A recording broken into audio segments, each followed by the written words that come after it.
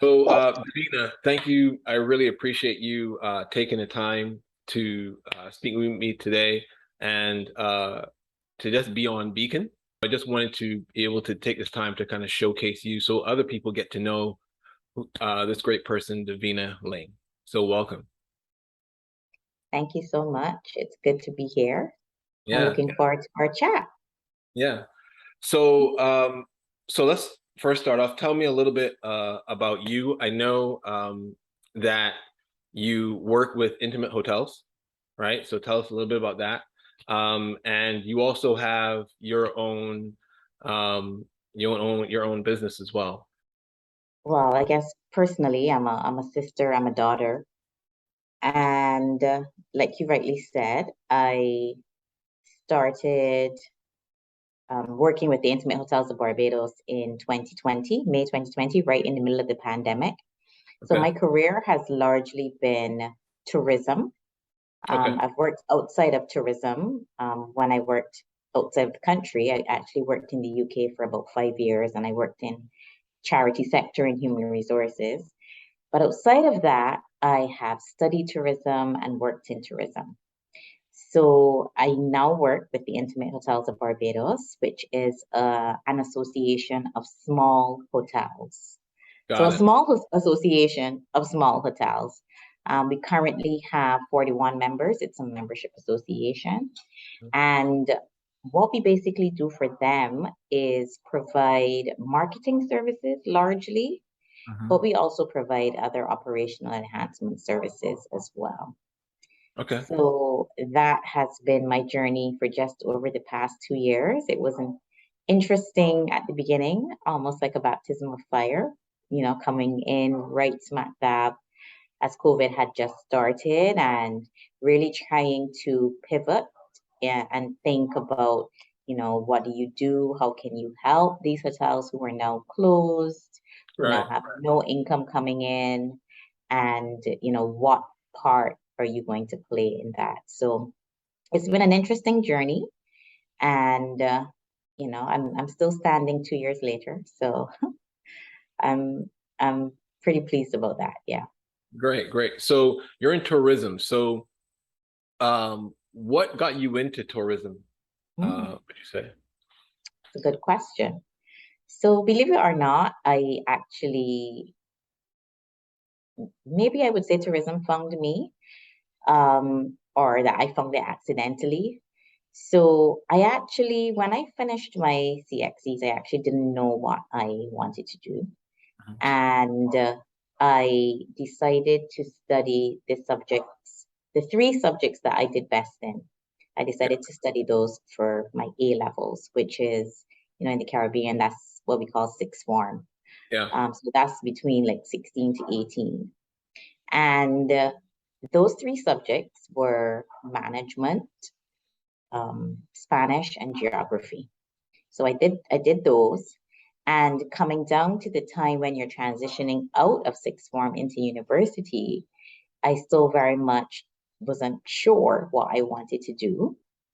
And I looked at the three subjects, and I also had a pamphlet from the university or a booklet from the university talking about like, all the different courses.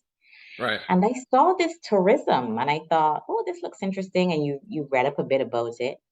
And I thought, management, Spanish, geography, and realizing that tourism correlated with the three subjects that I did, I Yeah, thought, hey, I'm gonna apply for this. And I guess as they say, the rest is history. I did that. And at the time, you had to spend 1 year in Barbados on campus and then the remaining years in the Bahamas because they didn't do the tourism program fully here at that time. okay. And so I did that, and I went to the Bahamas for 2 years, and I did tourism management. And so that's basically how I I like accidentally found tourism. And studying tourism, I actually grew to love it. I grew to love particular subjects Okay. within the tourism sphere. So I stuck with it, and I've stuck with it all along. I once I started working, I realized that I did have a love for it, and yeah, 20 plus years later, here I am. Wow. Yeah. Cool. So that's an interesting trio of subjects. You said business management, geography, and Spanish, That's right? right. So cool. And I like your you mentioned how because sometimes I was in the same place. What do I do next? What career path do I want to take? And sometimes people might say, well, you have to have this particular passion, but sometimes, you know, a passion or a love can find you over time, or you can find it over time. And so you started at the spot where you just looked at those subjects that you were best in and decided, hey, let me just go down that path. So I thought that was pretty interesting. Nice. Yeah, I mean, I was good with the subjects, and I had actually really liked the subjects as well. So I thought, hey, if I'm good with them and I like them, there must be something there. So let Yeah. me just follow this and see where it leads. Okay. So I'm sure the viewers will know by now that you're not US based. You're local to Barbados, right? So Yeah. you had to spend some time studying in the Bahamas, and then you said that you also studied. Did you study or work somewhere else as well? Was it the UK? Yeah, a few other places. Okay. So I have studied in the UK. I did Okay. my postgraduate diploma and my master's in the UK at two different Okay. times. Okay. And I've worked in the UK. So I what's as your well. master's in? Your master's degree is in what? Tourism, tourism, Tourism. Okay. environment, and development. Got it. Got it. Yeah. Okay. So one of the things that I realized when I was doing my bachelor's was that there was a particular um, aspect of tourism that I was really leaning towards at the time, and that was sustainable tourism, or what was known as sustainable tourism. With sustainable tourism, people tend to focus a lot on the environmental sustainability side, but there are really three pillars to sustainability: environmental, social, and economic.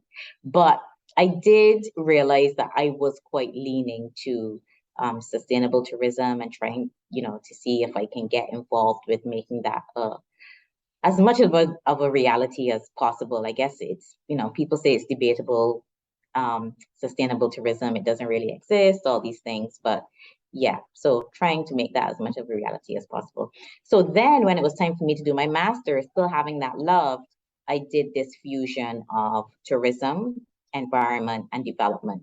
So for Got me, I studied tourism with a development bent. I always say to people. So I did tourism management for my bachelor's, which was more of a business social sciences degree. it. And my master's is actually an arts degree. It's more developmental based. It's more about building societies, building communities, how tourism can really work to do that. So yeah, and that really is, I think, where I prefer to drift towards that aspect of tourism. Not so much the business side. I mean, the business side will happen. You need hotels, you need whatever. These people need to make money, but how can tourism really benefit societies, communities, the people who work in the industry as well? Let's say that you were talking to a 16-year-old or a 15-year-old, someone who's just going into college, or they might be coming out of college and they're still not exactly sure what they would want to do. What do you think that tourism has to offer Mm. that would Hmm. make tourism a good path for an individual? Well, first, I would say that it really depends on where you work in tourism. But generally speaking, within the sector, there is never really a dull moment. There is never like the days are very varied. And I Yeah. know that there are other career paths where people can say the same thing. Um, but with travel and tourism, in terms of, so for example, if you work within a hotel, you get to Mhm. meet so many different people from all over the world. Yeah. And life is built on relationship building. Life is built on networking. Life is built on, making new acquaintances and developing new relationships. So if that's something that you love, that you crave, a lot of there are people who are very social and crave meeting new people and learning that way, Mhm. then that would be, great for you. Other aspects of tourism, you get to travel quite a bit, with depending on what role you have. So that again is a benefit. If you love to travel, if you love to see new places, you may get the opportunity to do that with your job. So I would say that tourism, and because tourism is wide and varied, I would say that tourism, is never boring. Like I mentioned earlier, never a dull moment. Tourism actually touches or can work to touch all of the sustainable development goals. So, the sustainable development goals, they relate to very different things: gender equality, water quality, health, um, peace, like so many things the sustainable development goals touch. And with tourism can work to break down a lot of the barriers, Okay. that can hinder development goals. So, for example, if you are someone who may be xenophobic, or you see someone of a different race and you think, oh, I don't really like them, but you don't know them, but you're thinking you don't like them. But tourism offers the opportunity for you to travel to new places, open up your mind, experience Yes. different cultures, have an understanding. And by that way, then you promote peace, you promote relationship building, and those xenophobia walls can come down. So tourism to me offers a lot because it's so wide and varied and expansive. The other thing about tourism is that, so people think of tourism and people automatically think housekeeper, hotel manager, landscaper, waiter, waitress, very specific things. But I will tell you, I studied tourism management. I've never worked in a hotel a day in my life. And I say that just to say there are other aspects to tourism. So Got I've it. always worked on, like, I guess, the policy side, for lack of a better word, because there are people who need to, help create the policy or around how tourism will actually operate, or associations like mine that can help the people working in the sector, Mhm. to thrive. And then you still can also have the other roles that they're out there. So you can Yeah. be an accountant, but you can work in tourism. You can be a marketer, but you can work in tourism. Yeah. Digital marketing is very big now, but you can work in tourism in a hotel or in a tourism organization. So that's what I mean when I say it is so wide and varied. Yeah. People just see this narrow thing, housekeeper, waiter, whatever, but you have so many options. So I think that that's one thing that I would say to someone who's that young. You can give it a think for that reason. I will say to people, give it a think and see how you feel about it. And at the end of the day, you're 16. Like growing up, I'm telling you, sometimes I wish we could live our life backwards. Because growing up, you really think that you need to have everything figured out at 16 or 17 or 18. And I just want to say to whoever is listening, you know, life gives you second chances, and it's important that you can that you use them, right? It gives second and third and fourth chances. And one of the things I say to my clients is, you are not too old and it is not too late. I have people in their 20s who sometimes call me and they're like, I don't know what to do. And they were almost having a meltdown. And I'm like, you are so young and you do not even know that you are so young, and that you are, and that it's okay not to have it figured out now, Yeah. right? So the other thing is, in order, we sometimes theorize things. So we sit down and we say, yeah, I want to work in tourism, I'm going to study this.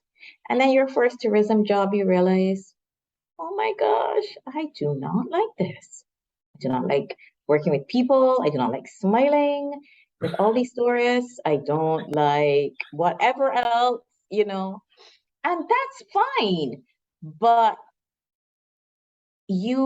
because you will have the opportunity to find your fit.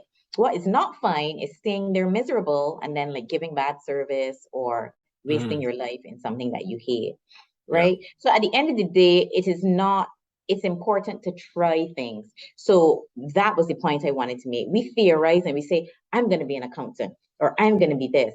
But when you start and you realize, I don't like it, I mean, and the only way to know if you're going to like it is to do it, right? It's like, Yeah. you can't just sit down and say, I love hazelnut ice cream, and you've never eaten hazelnut ice cream, right? Yeah. You need to Yeah. eat it, figure out if it suits your taste, and then if Yeah. it doesn't, you try something else. Yeah. And I don't want to make it seem so simple, but that's exactly what you should do with your career as well, because honestly, life is too short to stay in something that you don't like. The other thing I strongly believe in is purpose. And if you are working in a job that you absolutely hate, I don't believe that you're walking in purpose. Yeah. So, I Well, think it's important to fill it out, to find it out. I'm glad you brought these up because I have a question here I was going to ask you. What would you say to your 16-year-old self, right? But Oh, but you already answered that by saying, "Hey, look, there's second and third chances, and yeah, and honestly, experience is the best teacher." And yeah, so you're right. I think that comes up a lot, and sometimes it even comes up when you're in your 20s, your 30s. It comes back up that we don't realize that there is an ability and an opportunity to either reinvent yourself yeah, or to make a shift, make an adjustment, and that is okay. And I think, absolutely. it comes sometimes from school where you want to get everything right. And sometimes a particular path, even although it might be right, it might not end how you envision, like you said, how you theorized it. And so sometimes stopping or moving on or making a change is not a bad thing. It doesn't mean that it was wrong. And so I Yeah, really appreciate you sharing that. Yeah. yeah. Yeah. So now tell me about um what you also do. I know you have a company called Your Corporate Image, right? And I Yeah. think that's how we got to engage. And so tell the viewers a little bit about what you do there and how you impact the world with your corporate image. Right. So I like to call your corporate image my passion project. And for me, your corporate image really is about, something that I spoke on recently, which is helping people to find a career that makes them feel fulfilled, Hmm. and all the steps that will involve walking towards a career that will make you feel fulfilled.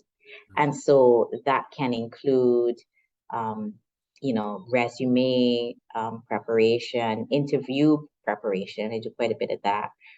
Career advice in relation to, career management per se.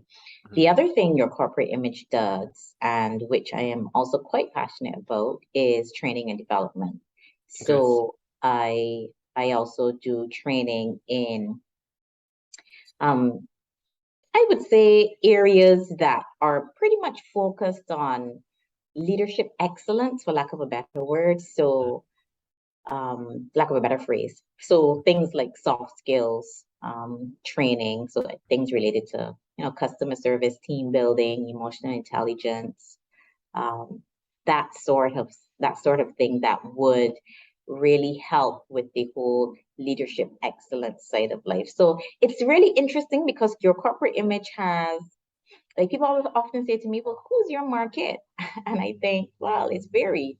So I actually quite like working with um, early career entrants and like mid-career entrants, really helping them figure out the career stuff. But in relation to the training and development, um, a lot of it is geared to, I would say, mid-senior and above, Okay. mid-senior, senior. So it's quite mixed in terms of the market, but then it's also different audience for different things as well. I do have some senior people who may come to me for career management as well. So Okay. yeah. And you talked a little bit earlier about finding or knowing your purpose. So I'm Mhm. sure when you're working with clients within your corporate image, um, you have to go through a lot of that, even before, sometimes even maybe even before the resume building. I'm not sure, but how does that basically tie in to what you do when you're dealing with clients and maybe even helping them with either finding their purpose or their passion, et cetera? Right. So I guess when people come to me, asking for advice or assistance, the word purpose doesn't really show up right at the beginning, Yeah, right then, yeah, because right then people are really just about and a job. finding a job. Yeah. Yeah, They come with that terminology. I want to find a job, or I want my career to go X, Y, and Z, or they're in a job, they're not liking it, and they're thinking a bit more long term now, and they want you to help them plan right. um, their career. So purpose doesn't really come in then, but in the steps that you take, one of the things that I like to do first and foremost is help people to get clear, because in order for you to understand the path you're going to take for your career, you need to understand yourself. And Yeah, there's so many people who do not sit and spend the time understanding themselves, right? They want to come to someone who provides career advice, and they want them to say, um, well, you go here, you go work for this insurance company. But no, I can't do that. I can't tell you that, right? You have to understand, well, what does Vernon like? What does Vernon like to do? What is Vernon skilled at? hmm, So we have natural talents and abilities. We have things that we've learned along the way. We have things that we like. Sometimes these three circles don't necessarily meet, but then sometimes they do. So you gotta think about all of these things. What's the impact you want to make in the world? What is the problem you want to solve? I once heard someone say, never ask a child what they want to be when they grow up. You ask them, what problem do you want to solve in the world? And I love yeah, that. And I actually started doing that, like with my godchildren and stuff. What problem do you want to solve in the world? yeah. So as an Sometimes adult, I you need might to even ask a child, sometimes, how do you want to contribute? And that's similar. Yeah, and that helps to draw out various things, right?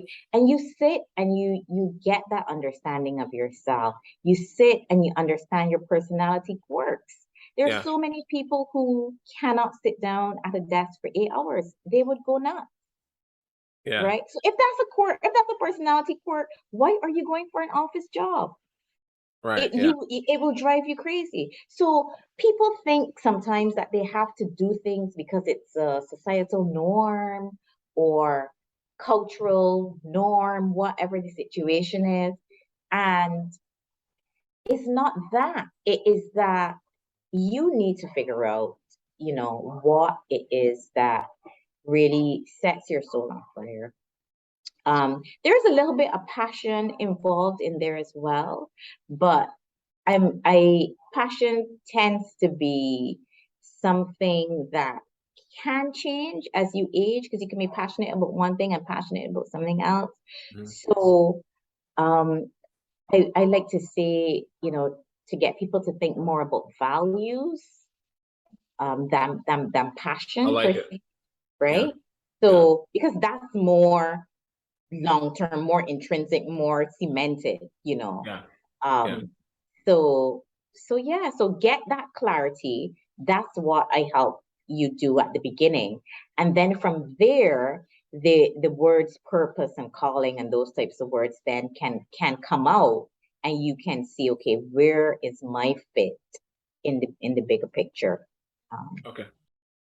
What made you get into um doing your corporate image? What was it inside you that made you feel like this is the way that you wanted to contribute, that you wanted to, to make some impact? so it's really interesting because for some reason I tend to find opportunities in general. There are tons of my friends who would come to me, like if they're looking for a job, and I don't know why, but I vacancies tend to land in my area, and I always, share things with people, and not just jobs, but opportunities. So like scholarships, things in far off countries, contests. Don't ask me how they land in my lap, why, I don't know, maybe I'm a good researcher, that I don't know, but I just happened to find lots of opportunities. And I remember sitting one day and thinking, no, like I can't just be finding all of these opportunities for no reason. Like there must be a way that I can help somebody do something with, being able to find all this stuff.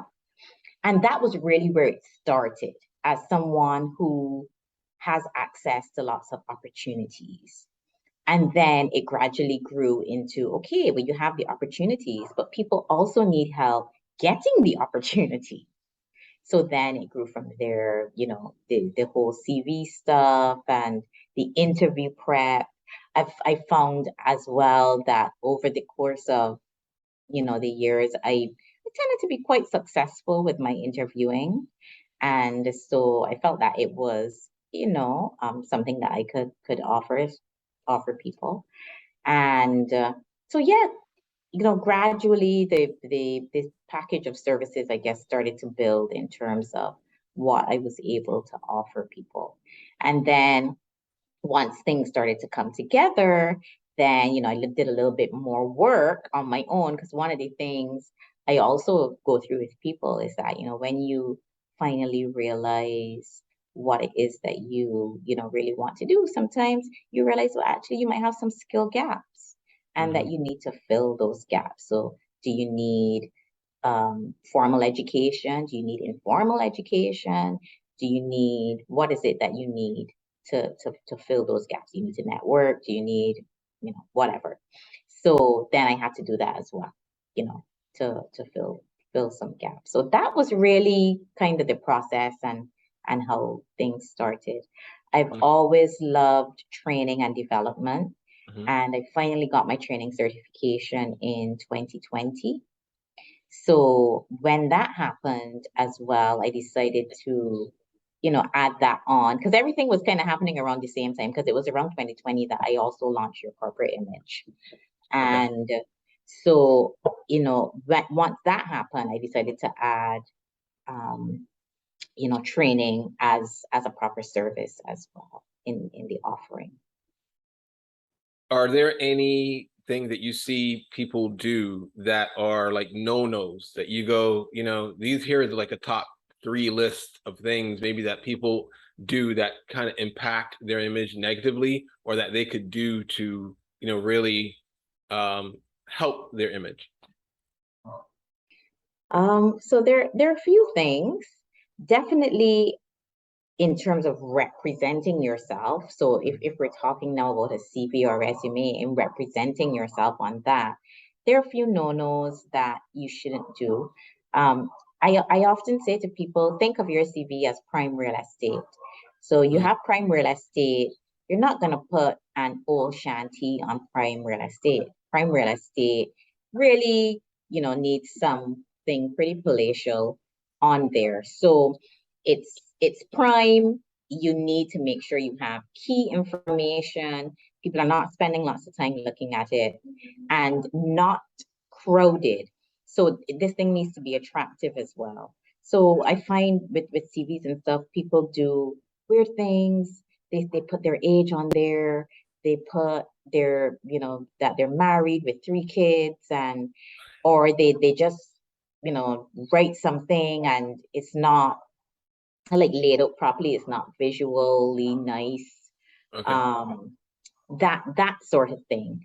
But then on the other side, in terms of a no as well, is not believing in yourself. So there are so many people I come across, and I think a part of me is kind of still working through this too, as much as I say it, but people want change, but they don't want to change. And I don't know if they're Wow, not that. having, Can you say that one more time? Say that one more time. people want change, but they don't want to change, right? Very And interesting. yeah, so I get a lot of people who come and they will say, oh, they want to do this and they want to do that. You help them, but then Wow. they're not really looking for the job anymore. And when you drill down, is that they don't believe that they can actually get a new job or that they can actually chart the career that they want. Is this lack of self-belief thing that I really feel we need to get over it. I don't know what it is that people feel so fearful about really trusting that they have it within them to do what they need to do. But that I would say is a big no-no. And you hear it in other spheres, people talk about confidence. And I've come to realize that it really is quite true. That self-belief really is a big part of achieving in life. And I know that that might sound like 1 + 1 = 2. It might sound simple, but it really, for a lot of people, is not simple. And when they see other people achieving and they wonder, well, how did you get here? But it's because that person believed that they had something within them that they could offer. So those would be the no-nos, the no-no in terms of having a bad CV, don't do that, and the no-no in not having your self-belief. Be affirmed and know that yes, you can do this and that you can go straight, full speed ahead. Wonderful, wonderful. Yeah, our self-belief, our self-perception shows up in everything. And many times it does show up in areas of career, business. And so you hit the nail on the head. That's exactly right. And even although it might be considered something basic, I realize that things that might be considered basic or elementary or also oftentimes foundational, right? And so the impact that they can make on your life journey is indeed a pretty profound one. So absolutely. So tell me one of your biggest challenges or one of your proudest accomplishments, maybe both. Okay, so I'll start with my proudest accomplishment, or one of my proudest accomplishments, and it actually happened this year. I'm a member of Women in Renewable Energy, and they contacted me. I'm an alumna.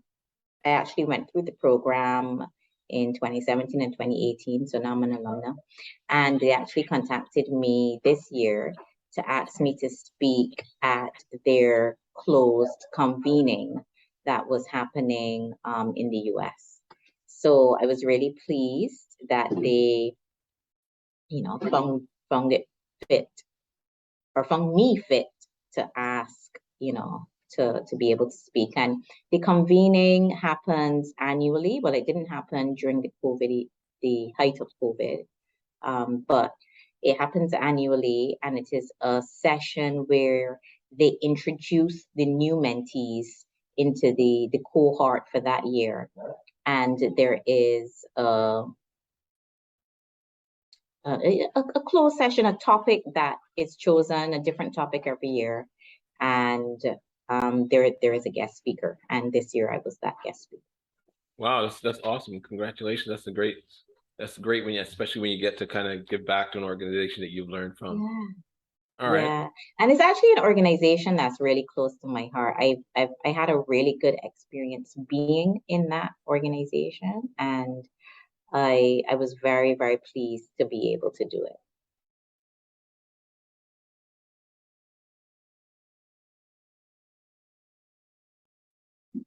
Okay, so my favorite movie, or at least the one that comes to mind almost automatically, is Lion King, believe it or not.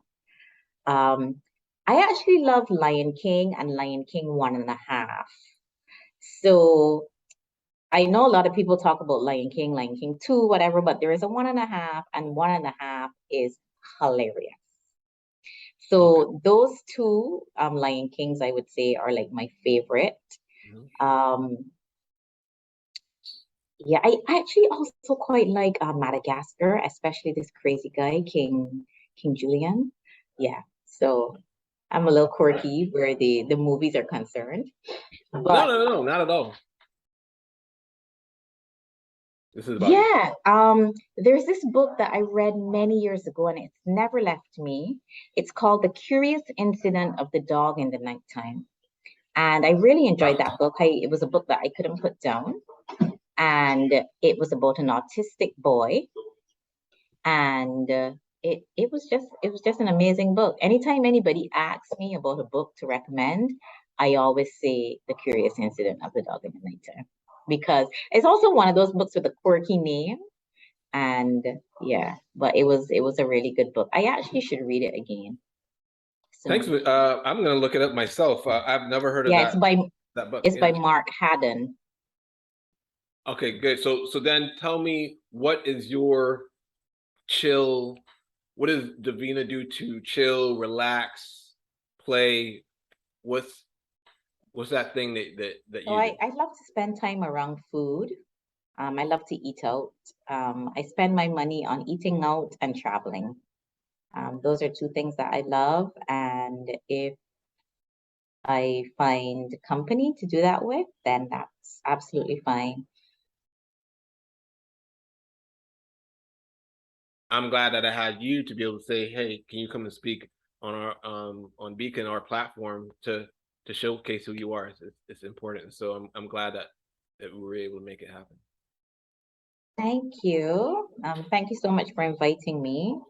I enjoyed chatting with you. Okay, cool. So cool. I enjoy this a lot. I appreciate it. Yeah.